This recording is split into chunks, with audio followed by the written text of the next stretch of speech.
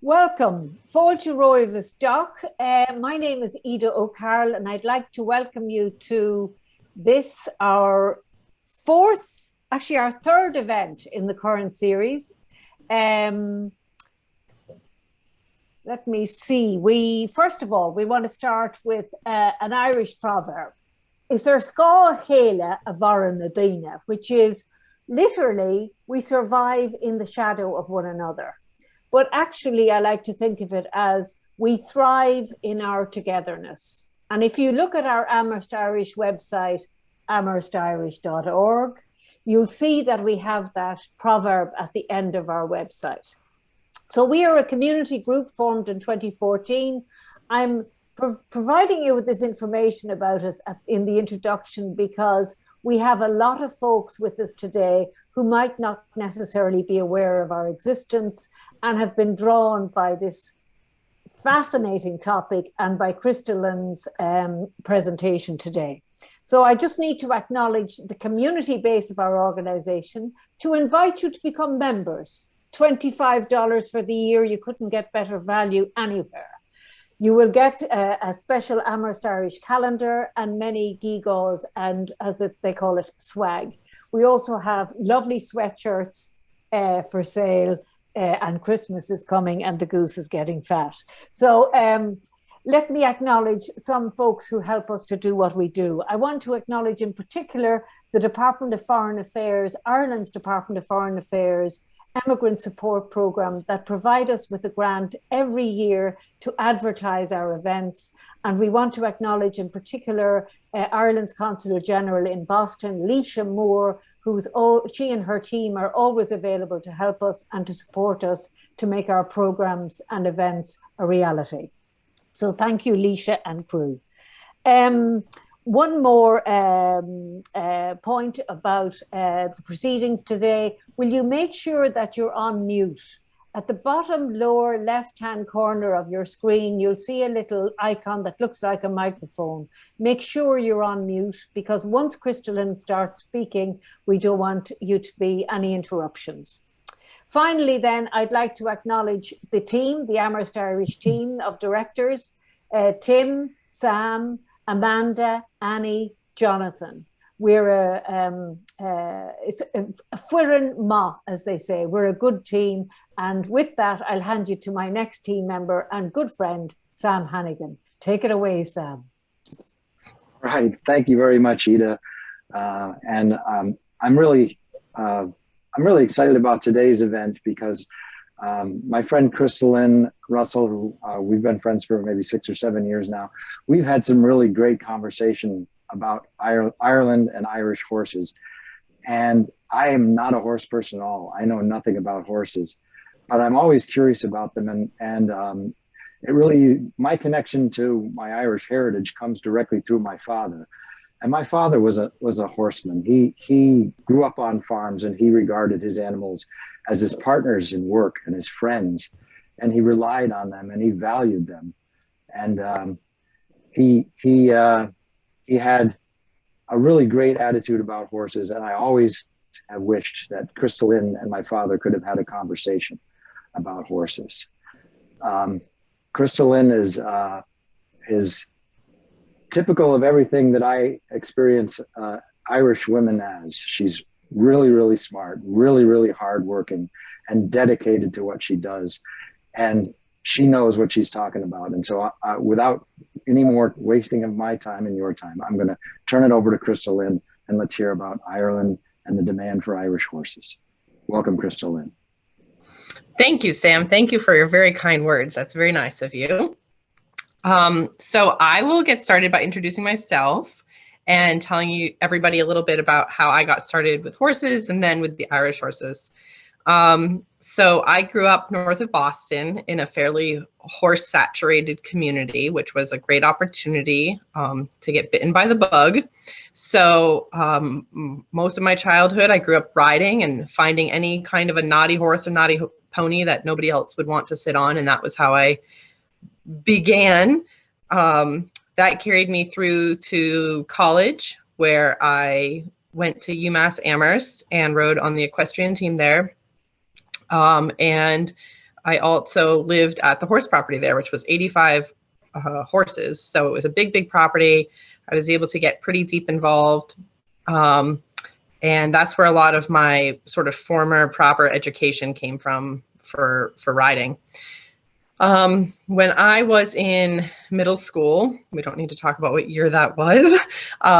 My best friend's mom had been to Ireland a couple times, and they said, look, we're going to Ireland to ride, and would you like to come? So of course I said yes, and off we went. And from the moment I stepped off the plane, I was just obsessed. I couldn't believe the horses. I couldn't believe the temperaments, their athletic abilities. None of this was anything I'd experienced here in the States, despite having ridden quite a bit before I went. So that was when I sort of first, very early on, got bitten by the Irish horse bug. From there, it was in high school. I worked on the weekends to clean saddles for a couple that were mainly weekend riders. They lived in the city and they came out to the North Shore on the weekends to ride. And they were really into buying Irish horses. And so at one point they asked if I would go along with them, because sort of the proper etiquette is that you stick on the person who doesn't mind getting bucked off first before you get on to be sure that the horse is suitable for you. So being the person that always rode the naughty horses, off I went to Ireland, began riding horses and trying out horses there for these clients before they deemed them safe enough for them to get on. And I did that a couple times, and I thought, well, if I can do this, then I can take other people over and do the same thing. So relationships started developing. I have many, many, many connections and friends in Ireland. And I started taking people over to source Irish horses. There's a large demand for them here. And that is really how the whole thing got started. It's not my full-time job, but it is a very, very invested hobby of mine. And I think it's a really life-changing experience. I could talk about it forever. But I think that the Irish horses are really unique, and there's a lot of reasons why they're in demand here in the United States, and that's what we will talk about today. So let's begin.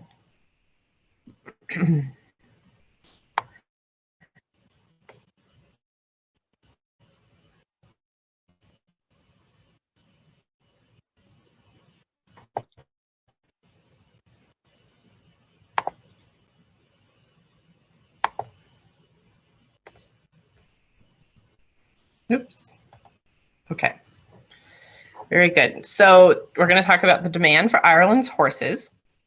And in this presentation, there's a lot of pictures. So I'll go over and say everything about where the pictures are and give you as many details. Almost all of the pictures are pictures that I took myself in Ireland. And I'll be sure to point out the ones that I did not take and give credit where credit is due. So this is a field of Irish sport horses, 2 mares and 2 foals in Carrickmacross, County Monaghan. So where is the demand for Ireland's horses? There is certainly a worldwide demand for them. Ireland exports a lot of horses every year. The biggest importer of the Irish horses is England, and second to that is the United States. A little bit of hard statistics to find about who is third, but it's thought that Sweden might be third, as they have a really competitive pony circuit and they take a lot of Ireland's ponies. Oh, I didn't talk about the pictures. That is Trim Castle and Big Ben in Ireland. I mean, in England, sorry. So when did the demand for these horses begin? The mid to late 1900s, the Irish horse excelled at eventing and show jumping, becoming the world leaders of the sports. So people, of course, saw that they were winning international competitions, and everybody had to have one. Buyers began to shop in Ireland, hoping to source the next world leader in eventing and show jumping. This is really how the popularity of the horse began. The picture here is a mare called Pagestown Harmony that a friend of mine bred, and she's pictured here competing at the Dublin Horse Show in 2015. So the numbers are always really fun to talk about. These are the import numbers for the major exporter from Ireland to the United States for the horses. These numbers were produced by the company that does the legwork for the planes and the quarantine. So there's three major places the horses go into. It's JFK, Miami, and LAX. So some horses go into other places, but again, these numbers can be a little hard to keep track of. So in 2020, there was a total estimate from this particular company of 361 horses. There's 3 other companies that bring horses to the United States, but it's thought that they do less than 10% of the exporting from Ireland to the United States, and probably closer to 5%. So that gives us our total guesstimates to be about 379 horses brought from Ireland to the United States in 2020 for purchase. And keeping in mind that 2020 was a really crazy year with COVID and everything. So the numbers started off very slow and picked up towards the end. So what about 2021? 2021 is set to be a record year with 100 exports from Ireland to the United States starting off in January 2021. It was the highest January that they've ever had for exports from Ireland to the United States. In November, all flights are booked, even though we're not to the end of November yet. And it's approximate that there's about 100 exports. The number might be 99 or might be 101, but it's right around 100. Currently, all flights for December are booked. They only fly for 3 weeks of the month because of the holidays. But there was a major sale last weekend in Ireland where quite a few horses were sold to the United States. And those horses are going to have to wait until January 11th, which is the next available flight. If anybody is listening to this who bought one of those horses, you might not know that yet, but that is the case. So the total estimate horses exported from Ireland and imported to the USA for 2021 is going to be between 650 and 800, which is obviously significantly more than last year and should be the highest year yet. Again, the numbers really vary because there's no final tallies on these things just yet. And there are the other companies that it's hard to get numbers from. But it's between 650 and 800 from Ireland to the United States. So this is a little bit about the values. These charts were taken from Horse Sport Ireland, which is the major governing body of the horses in Ireland. This is total exports from Ireland. This is not just the United States. It's really hard to get financial numbers for the United States.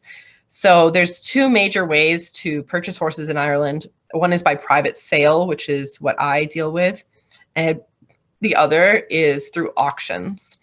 These are very high-end auctions that we're speaking of, not like we have here in the United States. You wouldn't want to buy a sport horse from an auction here in the United States, but in Ireland, they're very high-end auctions and they bring a lot of money. So the total number of horses exported from Ireland, and again, this is worldwide, for 2016, which is the last time I can get numbers for, is about 5,500. The value of those horses, and again, these are sport horses only, is just about 48 million. So the thoroughbred racing industry would really, really drastically affect these numbers. There's, I think it's like the top 10 industry in Ireland for export is thoroughbred racing.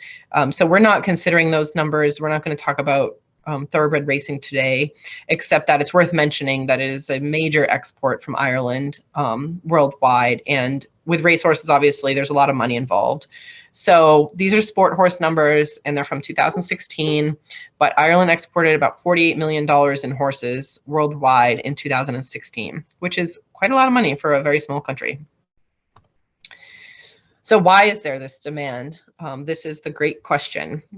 And most people will agree that the demand for these horses is because of their superb temperament, their soundness, which relates to their health and their way of going. I know there's both horse and non-horse people on this Zoom. So soundness is a term that we use for whether or not the horse is limping. If a horse is not sound, then it doesn't have much value. So being sound, healthy, very even in its way of going is really, really, really critical. And it's the basis of all horses' values, first and foremost. And then everything else comes after that. So the Irish horse has a great temperament. They're known for their soundness, and they have an athletic ability that is very competitive. So the temperament, which often we refer to as the brain. You will hear people say, like, you know, I'm looking for the brain. I'm looking to buy a horse for this particular rider, but she's really looking to buy the brain first and foremost, which refers to an excellent temperament, which can be tricky to find. So it's very often in the horse world, an increase in athleticism is going to directly correlate with a decrease in rideability. So the more athletic the horse, the little bit more crazy or hot they can be. And with that hotness or craziness comes a more challenging ride. And the amateurs, which are the sort of adult professionals that don't make a living doing this, but enjoy competing and riding, they're not looking for a horse that's difficult to ride. They're looking for a horse that's enjoyable to ride because this is their hobby. So with the Irish horse, even though you get an increase in athleticism, you do not get a decrease in rideability. The Irish horses are very athletic and rideable with exceptional brains. So that makes them very unique for that reason. Because of that, it makes them the perfect mount for both the amateur rider and the professional. So the professional is happy to sit on them because they are so athletic and can be very competitive at the top of the sports. But the amateurs are happy to sit on them because they're not likely to end up on the ground, which is always the goal when you're riding. The Irish draft, so these are the main horses we speak of when we speak of Irish horses. It's the Irish draft, the Irish sport horse, and the Connemara pony. And they're all very well known for their sanity. In these pictures, the one here at the top, this is a Irish horse that was bred by a very good friend. And this is a perfect example of increased athleticism and still maintaining rideability. So his rider is under 25 years old. And he has brought this horse up the levels to Grand Prix by himself with just limited help from trainers. This horse is super. I've ridden him myself, and he's just has all the heart in the world, all the brains in the world, and is very athletic. So he's quite a fun, enjoyable ride. This picture here in the middle is a friend's daughter, and she was, I believe, 11 or 12 at the time. And this is a horse I imported a couple years back. He is Carrick Diamond Premier, and it just goes to show how rideable he is. So I took him schooling here out in this field with some jumps, and I had a silly horse to ride who was not an Irish horse. And I asked my friend's daughter if she'd be comfortable jumping him around for me so I could get some pictures. And sure enough, he's a very big horse, and he just packed her around all the jumps, and she was having the time of her life. She was laughing the whole time. He was definitely taking care of her despite being young. He has such a good brain. The picture at the top here is a wonderful Connemara pony that I imported for a client a couple years ago. And he is here competing with a junior rider when we went to South Carolina for one winter. And she qualified for the national competition on him in one show. And usually it takes people 2 or 3 shows. But he's just so superb. It was quite easy for him. So the soundness, this is, again, a little bit of a tricky thing to explain, and I'm going to do my best, but it's so critical to purchasing horses. So the Irish horses are known to pass their pre-purchase exams, which is an exam done prior to buying the horse. It's a bit like having your car looked at by the mechanic before buying it. and they have a longevity of soundness, making them a safer investment with less heartache. So horses aren't really an investment in some sense, but in other senses they are. So if you're purchasing a horse, you have the cost of the horse, you have the cost of the flight to get it to the United States. So the last thing you want is a horse that's not going to hold up to the job that you're going to ask of them. But the Irish horses are very well known for their soundness and their longevity of soundness. Horses that get injured and stuff, it's not only a major financial loss, but the heartache that goes along with it can be really, really a big problem. So the Irish Draft, the Irish Sport Horse, and the Connemara Pony are all very well known for being sound. And this is both for competition, but also for fox hunting. That's very big in Ireland, and really they have to be very sound for that. So the pictures here are 2 x-rays of a horse that we did a pre-purchase examination on. I believe this was the horse that was purchased in 2020. Oh, it says 4/27/21. Okay, I purchased him this year apparently. Sorry about that. And he passed wonderfully. It was a Connemara, and he passed with flying colors, which is always the hope. All of his x-rays were clean. What we look at in the x-rays is the joint spaces. So in between all of the joints here, you want to see nice, smooth rounding of the bones. You don't want to see any chips or rough surfaces. Same with all these little spaces in here. We usually do, I don't know, 36 to 52 x-rays on any given horse. So when you're x-raying that much stuff, you can find a lot. I know if I were to be x-rayed, I wouldn't pass a soundness exam for sure. This picture here in the middle is a really, really interesting picture. This I've learned about actually fairly recently. These are young horses grazing on the limestone land of Ireland. Grazing them on the limestone land directly correlates with the amount of bone density they have. So one of the great things about the Irish horses is they have dense bones without being too heavy, like you might find a Clydesdale or a Belgian draft horse to be. So they remain athletic in their bone density, but they have enough bone density to stay sound. It's a really fine balance, and the Irish horses have that balance better than any other horse in the world, at least in my opinion. So these horses are here grazing on the limestone land of Ireland.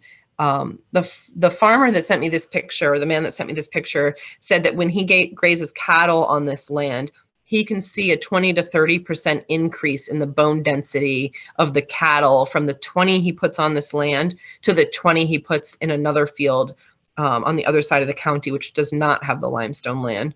So it's a really interesting thing that has been something the farmers have done for a long, long time. And these are the traditions that are carried down from generation to generation that make a big difference in the long-term soundness of the horses. We don't, to my knowledge, have anything like this here in the United States. I've actually never even really heard of this concept before, but it makes total sense. And there is definitely a lot of limestone in Ireland. So the athletic ability of the Irish horse. They're very suitable for eventing, show jumping, fox hunting, and dressage. Those are the 4 main things that people do with the Irish horses, or the reasons for importing them. They're very competitive on the international circuits, again, because they're so athletic. They have great stamina, jump, and movement.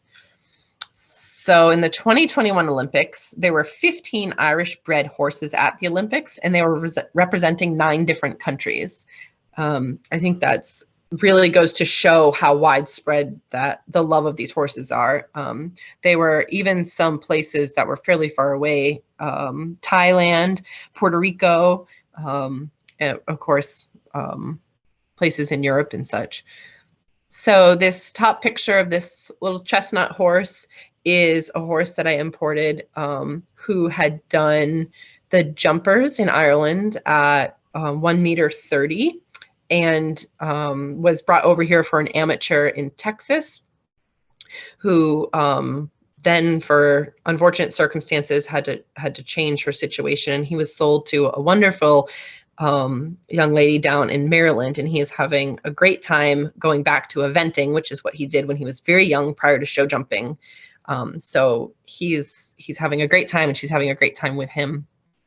This picture in the middle is the same horse I showed you before, the wonderful show jumper, who is competing at the Grand Prix level with a rider who's under 25 years of age, which is not commonly heard.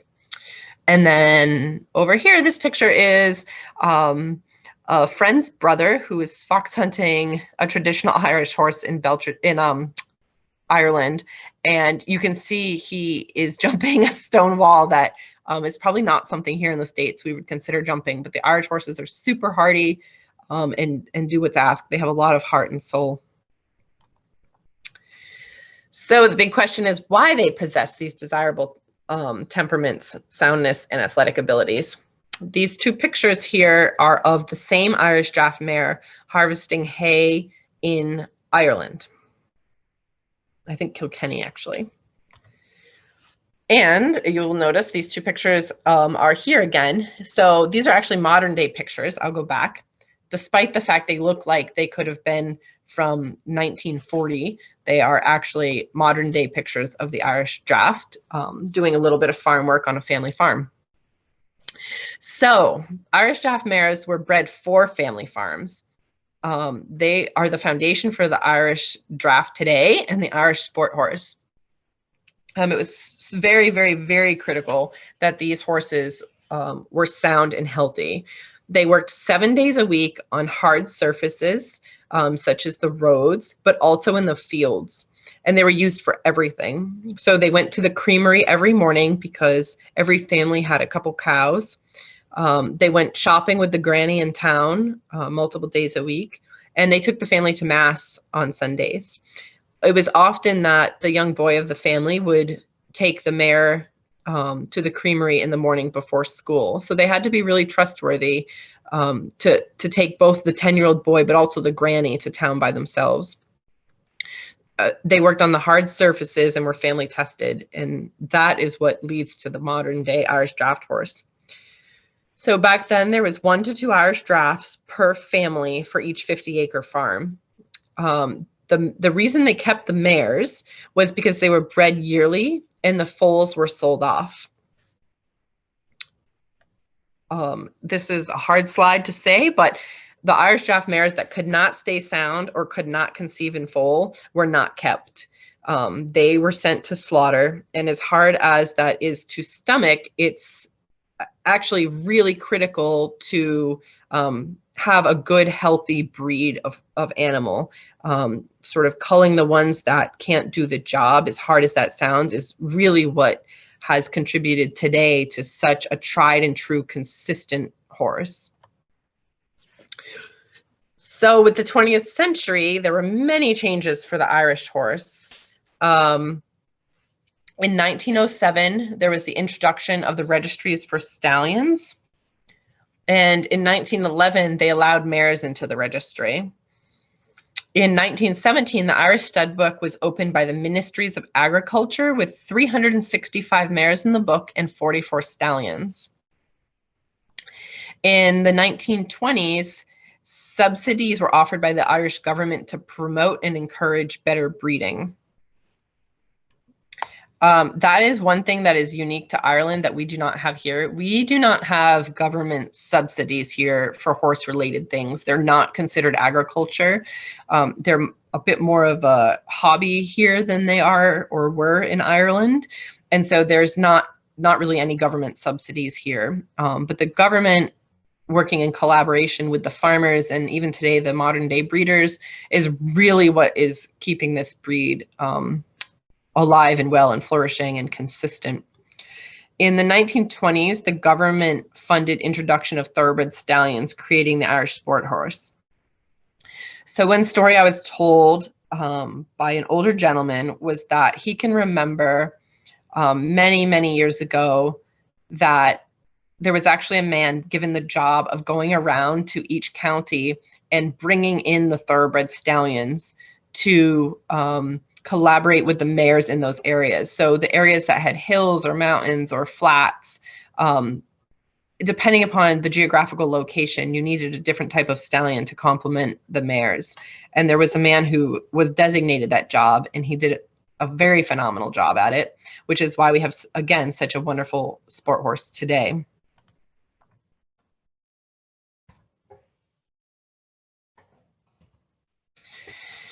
So in 1970, the tractor became available for those family farmers.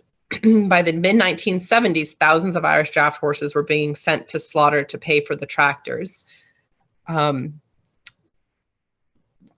I guess modern day things happen, but luckily in 1976, the Irish Draft Horse Society was formed by a group of farmers to preserve the breed. And this is really what gives tribute today towards the breed. I think if it wasn't for the original formation of that society, is a good chance we would have lost the draft horse at that time, other than maybe the few that continued fox hunting. So the difference from the Irish draft today is that we are 4 to 5 generations removed from that Irish draft mare of the family farm, but we still greatly benefit from the soundness, and the temperament is mostly unchanged. This is a picture of Pagestown Harmony, the mare that I had in the jumping photo before, and you can see she looks still very similar to the original Irish draft that we began preserving in the 20s. They have nice, sound, strong bone, and plenty of body and mass to be strong for both farm work, but also for riding. So this is a little bit of a controversy, but the Irish sport horse today, we sort of have 2 Irish sport horses of today. Some people will tell you that I'm wrong, but this is my reality. So the traditional Irish horse, which is any combination of Irish draft, thoroughbred, and or Connemara pony. They can be any percent of anything. They can be any 2 of those, or 3 of them, or a mix anyway.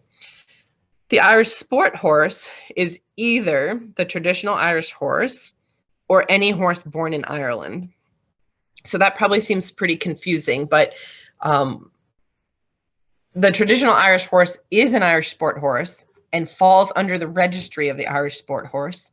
But any horse born in Ireland that contains blood from anywhere else in the world, as long as it's born in Ireland, is also considered an Irish sport horse. So let's talk about the traditional Irish horse. They're known worldwide for consistency and reliability within the breed. These are the ones we've been talking about that are sound, sane, athletic, and anyone's ride, especially the adult amateur rider. This is a lovely photo for anybody that's from Western Mass. You'll recognize this is Flavors Cook Farms ice cream stand, and this is an Irish sport horse I imported many years ago, and he was imported for a young girl, and I had him in training one year, and he came to me in Hadley, and we rode him down to the ice cream stand to get ice cream and visit the cows and stuff, and he was completely fine with all of it. And I rode back on the road, one hand on the reins, past the cows, holding an ice cream cone in my other hand. And I can't say there's a whole lot of horses I would do that on, but the Irish sport horse temperament is just that much better, in my opinion.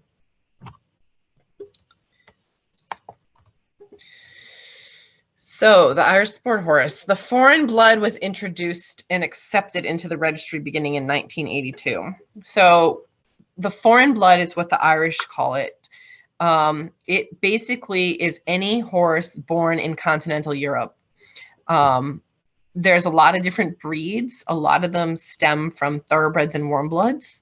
But in 1982, the registry began accepting these foreign bloods as long as they were born in Ireland into the registry, which of course created a really big controversy for the older generations, which felt strongly that it was going to dilute many of the good qualities of the traditional Irish sport horse, which were the Irish draft, thoroughbred, and Connemara mixes.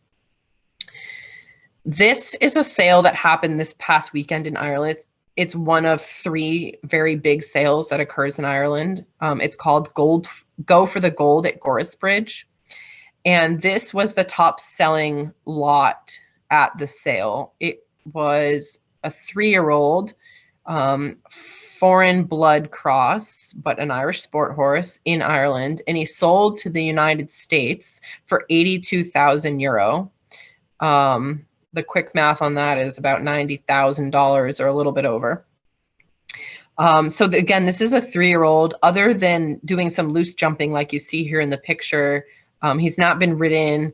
He's not been to any shows. He's too young for that. So they're judging him basically based on his pedigree and the way he jumps a jump similar to the picture here and his general movement. So why did they introduce the foreign blood? They're flashier. They have a bigger, flashier, floatier stride than the Irish horse. They mature faster. So if you compare a foreign blood horse like this 3-year-old with a traditional Irish 3-year-old, this one is going to look more the part because they mature faster. Whereas at 3 years old, the traditional Irish horse is not as sort of beautifully finished to speak of. With this foreign blood, there's finding there's horses not as sound, they're not as sane for sure, and more of a professional's ride. So if you can remember in the beginning, I talked about the increase in athletic ability usually is correlated with the rideability of the horse, and this is definitely the case with the foreign blood. In all of my time in Ireland, I've only ever been bucked off twice, and both times it was with foreign blood horses. So there's a possibility I'm a bit biased, but I think you'd find a good number of people in the country feel the same way. This is the pedigree of this horse. I can point it out really quickly, but Sligo Candy Boy was the sire of him, and he is listed here. The ISH means Irish Sport Horse. But if you look at his next generation, both of these horses are not Irish sport horses. So this is sort of the prime example. This one is a thoroughbred. This is the dam side. So essentially this horse has actually no Irish blood in it other than maybe, oh no, even that thoroughbred is from Great Britain. So he has no Irish blood at all, but he was sold as an Irish sport horse and registered as an Irish sport horse because he was born in Ireland. So let's talk about the passports of these horses. As of July 1st, 2009, under EU legislation, all equines must be microchipped and issued a passport within 6 months of birth. This includes donkeys. All equines are issued a unique equine life number. So you can see over here on the passport, it's a little bit blurred out, but this barcode with the big long number at the very top is the unique lifetime number. And that is to follow the horse wherever they go. So even if they have a name change on their passport, if your horse is called Cotton and you want to change it to Candy, you can do that. But the unique lifetime number stays the same. So they can always go back and follow who that horse has been owned by and where he is. So passports are listed both with a microchip number and the UELN numbers. They also have the breeder, owner, and pedigree. So this one, the pedigree wasn't recorded. This is a horse that I brought over a couple years back. I have purposely crossed out the owner it was issued to's name, but this is the microchip number down here. And that's, again, the number up there. It has the birth date and the horse's registered name. These are this is the pedigrees listed in the passport. These are actual pictures of passport pages. So here with the traditional Irish sport horse, you can see that there's thoroughbred. And again, those are allowed in the traditional Irish sport horse thing. It goes all the way back. It's listed here. And this is the dam, the mother. And this is listed as an Irish sport horse. This is an Irish sport horse stallion. The dam is a registered Irish draft. So onward and onward. This is a traditional Irish sport horse.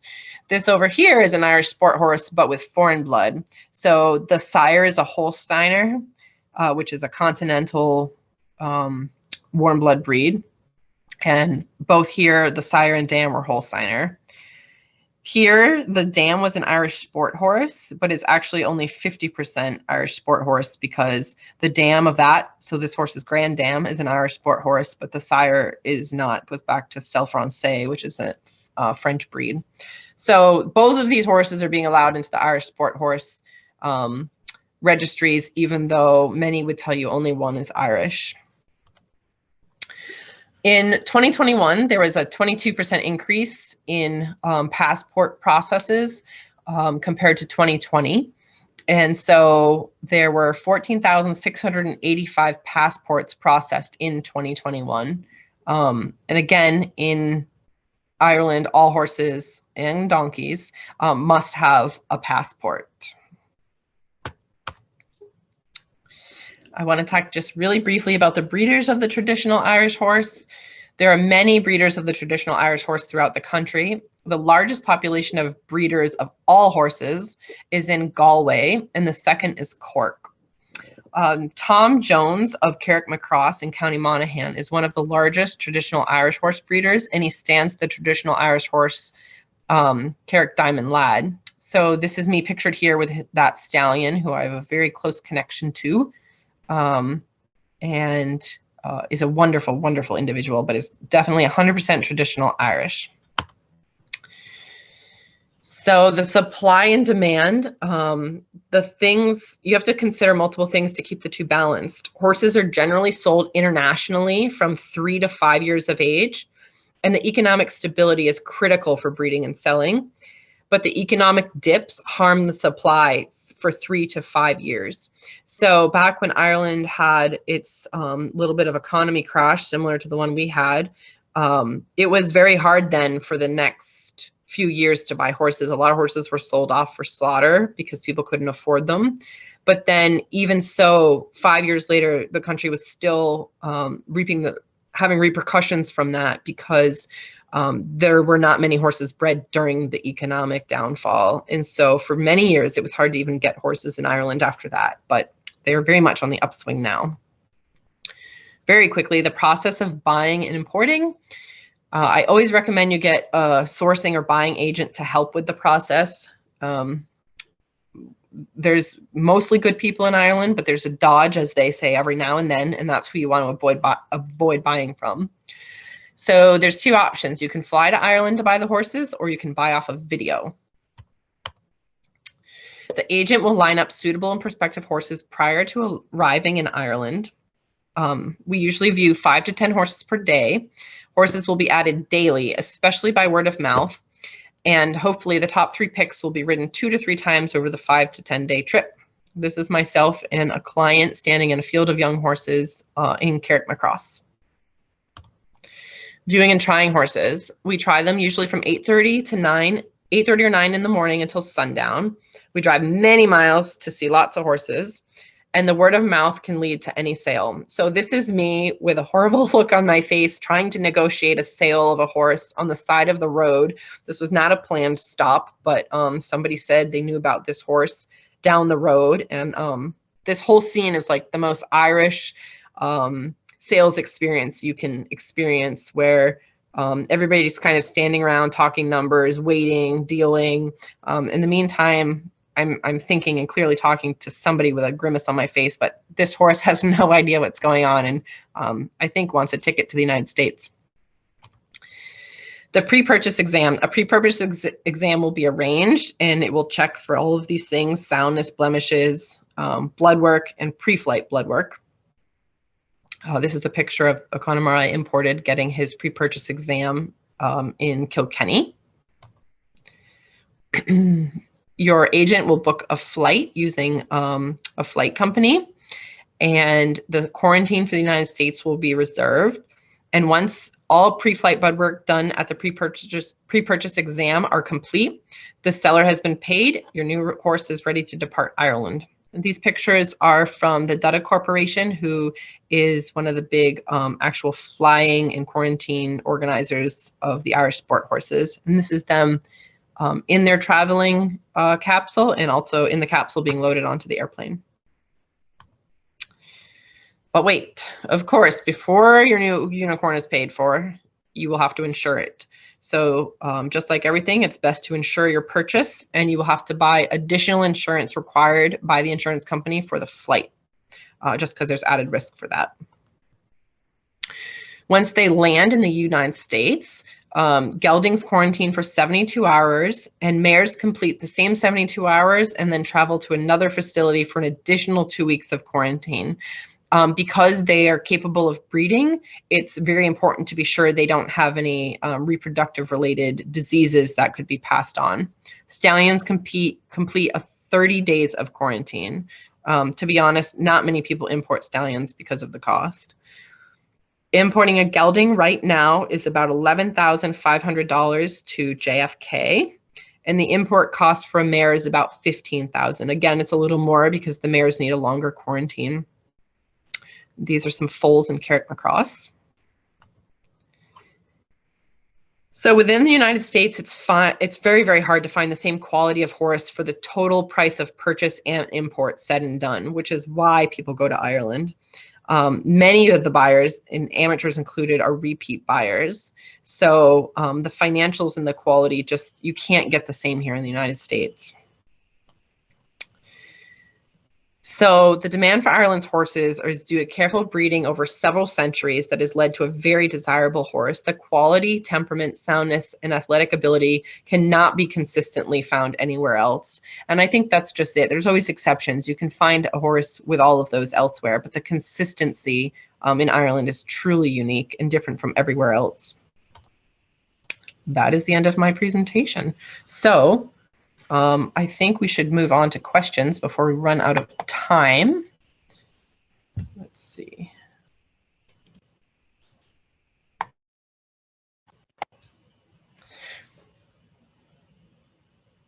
So if anybody has any questions, feel free to ask. I just wanted to relate to you about north of Boston, North Shore Horse World, because I grew up going to Myopia Hunt Club with the Wasps and going to St. Paul's Horse Show with the Irish Catholics every year. And I'm just so aware of the Irish horsemen as a tradition there, and also the Salton Stalls and all of the people who own the very wealthy properties. And I wrote a little poem about it. It's about tipping your cap, still tipping your cap to the quality. And here I go with names. Bob McCarthy, our wonderful blacksmith, now deceased, and Susie Saltonstall, who was just a wonderful, wonderful horsewoman, down to earth, and she lent us a cart for my wedding to use with our Welsh pony. So that's just, my dad's was an equine practitioner at Suffolk Downs for 40 years. Wow. My mother's a dressage queen and judge. They're both 90. And my brother's a horse veterinarian now. So we are very, very connected in the horse world. And I enjoyed growing up with it. And I did ride, but left for other pursuits. Oh, thank you so much. Very good. Thank you for joining.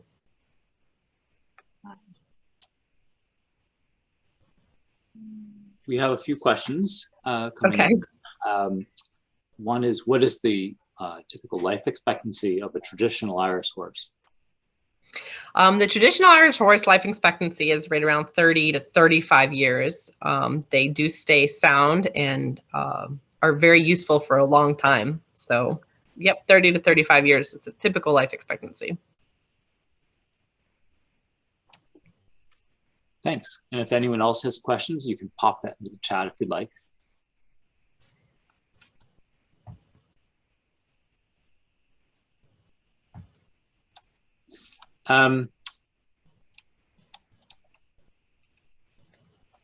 Kate says, as a horsey girl from a young age, the Irish draft has always been my dream horse. Don't think it will happen, but I really enjoy seeing them when I go to Ireland. Thank you so much for your talk. It will happen, Kate. It will happen. We also have some people asking, so if you could tell us about maybe if you have a bit more knowledge about the horse fairs in Ireland. Yeah, so the horse fairs are really interesting in Ireland. They are where the horses go that aren't going to the United States after their sales. Back many years ago, the horse fairs were a big happening place where the local farmers would kind of sell and trade and deal. More recently, they are very populated by the traveler population. So it's kind of a crazy thing. The Balance-Low Fair is one of the biggest fairs. I think this coming year, it's been operating for 178 years or something like that. I have a couple pictures I can show really quickly. It's really, if anybody is in Ireland around the time of year when this happens, I greatly encourage you to try to go to the Balance-Low Fair. So let me just pop these open. So this is the fair. When you arrive on the grounds here, it's, I'd like to say organized chaos, but it's actually just straight up chaos. There's horses everywhere. There's people everywhere. There's no organization. People stand with their horses, and people can come up to them and make an offer. Oftentimes these horses are not really broke to ride. They're young. It's where the sort of horses that can't be sold elsewhere. Why can't we see it? She's showing it and it's not showing. Can anybody see it? I hope so. Yes, Yeah, we we can can see see it all here. We can see it. Okay. Okay.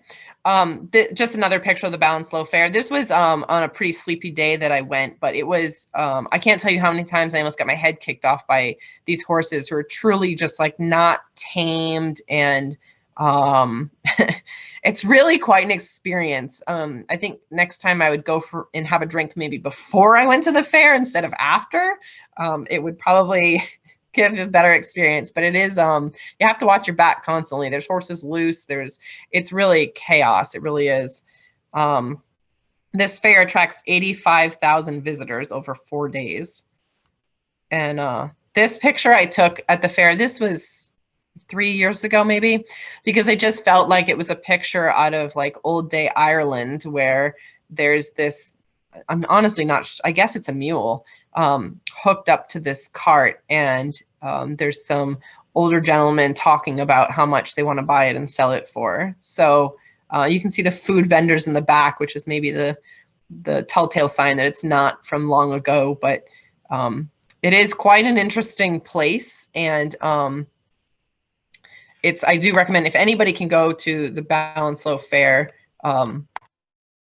go and do that. It was quite an experience, and I think it's I probably won't go again, but it was very happy I went once. Looks like a lot of fun regardless. Yeah. Great crack all around. Do you have horses of your own, Crystalyn? I do have horses of my own. I have both Irish bred horses and actually thoroughbreds from the racetrack from here in the States. I have a great love for both. The thoroughbred keeps my thrill alive of having always ridden the naughty horse my whole life. The Irish horses, again, are very sane, so I don't get that same thrill of death from them, but that's why I have both. It's a great balance. My mother, who I'm sure is listening, would much prefer I only rode the Irish horses, but you got to get your adrenaline from somewhere. And maybe a reminder that it's often the horse in control. Yeah. Very good, folks. If anyone has any further questions, the chat box is available for you. Jonathan, John Sheehan, I tried the chat box, but evidently it didn't work. Thanks very much, Crystalyn. Fascinating presentation, beautiful animals and beautiful stories. As horse lovers, we don't ride, but our daughters did, and local horse shows, and thoroughly enjoyed it and brought us into the world of horses.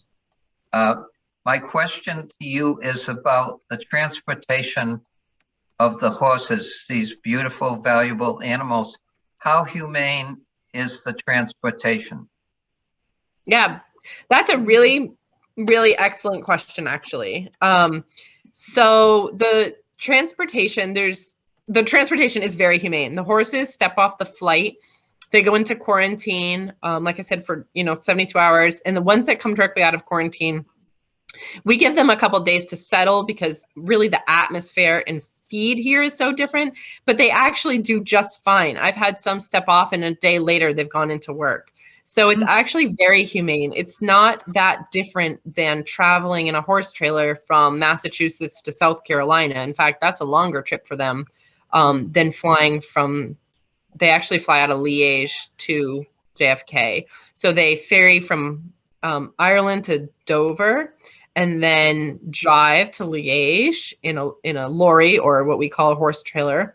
And from there, fly from Liège to JFK. There are direct flights from Dublin to Chicago, but they're not often, and they are significantly more expensive. The main import area is JFK.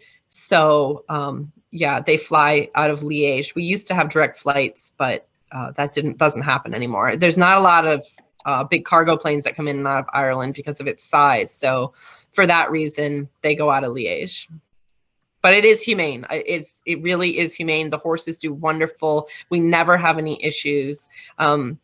Nobody ever gets sick or injured, or there's grooms in flight with the horses, just as there would be, flight people in our flights. There's grooms in with the horses, and they do a fantastic job taking very good care of them and being sure they have every last need while they're flying.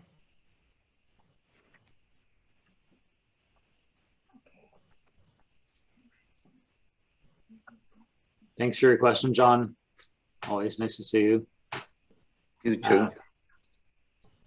There's maybe on the lighter side of things, Crystalyn, somebody asks that they've only known one person that owned a horse, and the horse seemed to need a pet themselves.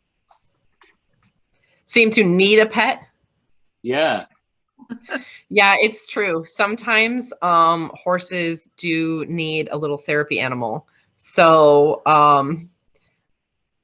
I have to say, like, the Irish horse is so calm, cool, and collected that it's not a breed that strikes me as that. But some of the hotter, upper level horses, even some of the Olympic horses, they do have a miniature horse that travels with them as their self-soothing companion. Yes, this woman, they had a rabbit. The horse loved having this rabbit in the stall with it. They were like buddies. I just thought, I've never forgotten that. I always thought it was kind of an interesting aside for having a horse. And the race horses had goats. Yeah, one of my race horses had a cat. I mean, they do have them for sure. Okay, all right. Oh, thank you. Very good talk. Thank you. Thank you for joining. Well, folks, we're nearing the end, but would there be any further questions for our illustrious presenter?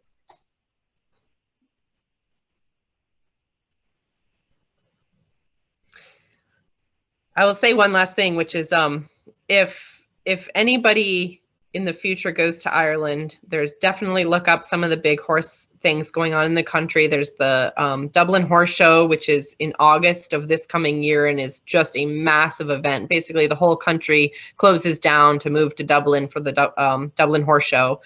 So that is a great thing to see. Certainly the Ballinsloe Fair.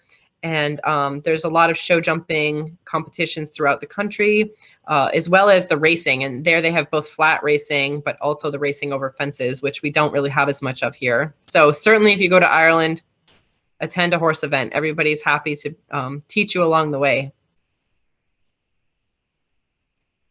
That is now added to my to-do list.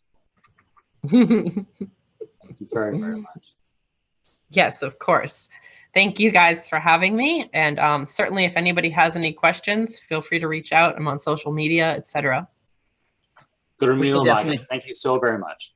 We can definitely put them in touch with you if anybody does have any questions down the line, or after having thought of some questions after seeing this again on YouTube. Yeah, maybe perfect. something that comes up. Very good. Okay, so I think I'm here to wrap up. And I wanted to say, first of all, thank you, Crystalyn, for a really outstanding presentation. I don't think I've ever learned so much about horses in my life, and certainly not about Irish horses. So that was fantastic. Obviously, you've lived the life, so you know exactly how it all works. And that was great. That was fantastic. So from one and all, thank you very much. We appreciate it. Thank you so much, Crystalyn. Really enjoyed it. Thank you. Brilliant job. Brilliant job, Crystalyn. Thank you. And again, thanks to the Amherst Irish Board of Directors for this event as well, and Sam especially for putting us on to Crystalyn in the first place. We appreciate that, Sam. Thanks again to the Department of Foreign Affairs of the Irish Consulate in Boston. And this, as Ida had mentioned at the beginning, is our third event. Our next event, which is Sunday, December the 12th at 2 p.m. will be another Zoom presentation. And that will be Greenstad and Yvra, our winter solstice program. And just like last year, you can expect music, you can expect song, you can expect poetry, and a lively time, we trust. So we hope you'll be able to join us then. Again, as far as this program is concerned, you can look for it in a day or so on YouTube, just by searching for the Amherst Irish Association. And those of you who are members will get a link to that presentation anyway in the next few days. As Ida mentioned too, membership. If you'd like to join, please feel free at any time. If you join now this time of year, you're carried through all the way through next year. So this takes care of your membership too. So it's a little bonus. And I think the perfect holiday gift. It is a perfect holiday gift, yes. Barring skates, if your children want to skate. In any case, thank you all for being with us. This was really, really enjoyable. Thanks again, Crystalyn. And Sláinte, take care.